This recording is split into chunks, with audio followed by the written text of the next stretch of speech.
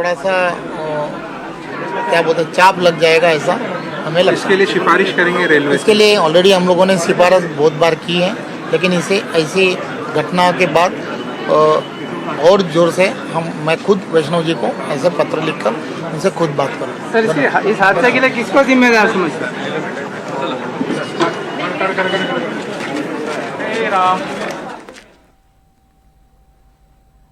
तर आपण पाहतोय रवींद्र चव्हाण यांनी या सगळ्या संदर्भात प्रतिक्रिया दिलेली आहे। प्रवाशांच्या वाढत्या गर्दीकडे दुर्लक्ष होतोय का असा सवाल एकीकडे विचारला जात असतानाच दुसरीकडे मात्र आता सरकार या सगळ्या संदर्भात काही ठोस पावलं उचलणार काय, काही उपाययोजना करणार का असंही आता विचारलं जात आहे।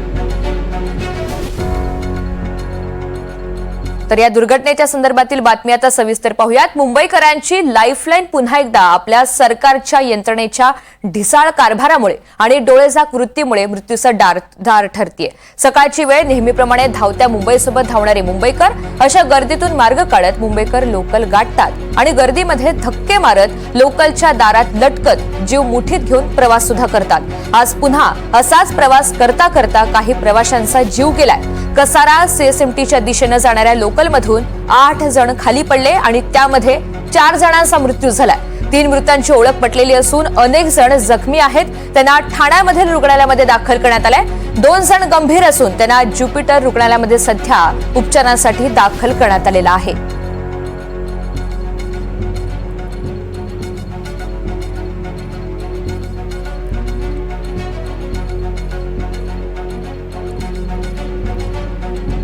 दरम्यान मध्य रेल्वेचे पीआरओ स्वप्नील नीला यांनी या सगळ्या संदर्भात काय माहिती दिली ती सुद्धा पाहूया। लोकलवरती काही लोक फुटबोर्डवरती ट्रॅव्हल करत होते।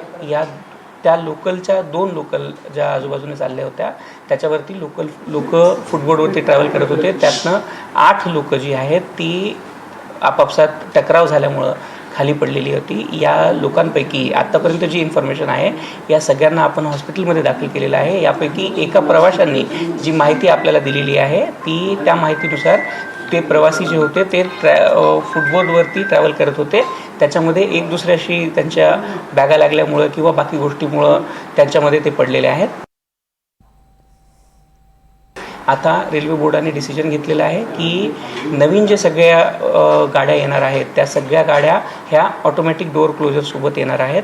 त्याच्यामध्ये ऑलरेडी ज्या 238 AC लोकल मुंबई सबर्बनसाठी घेतल्या जाणार आहेत त्या गाड्या ज्या आहेत त्या ऑटोमॅटिक डोअर फिटमेंटनी येणार आहेत, ऑटोमॅटिक डोअर क्लोजरच्या सिस्टमसोबत येणार आहेत। सोबतच तिसरा एक डिसिजन घेण्यात आलेला आहे की याच्यामध्ये ICFद्वारे ज्या एक्झिस्टिंग लोकल आहेत त्या लोकलना आपण हे करतो आहोत, रेट्रोफिटमेंटच्या माध्यमातून दरवाजे बंद करण्याचा जी सिस्टम आहे ती लावण्याचा आपण प्रयत्न करणार आहोत, असा डिसिजन आत्ता घेण्यात आलेला आहे।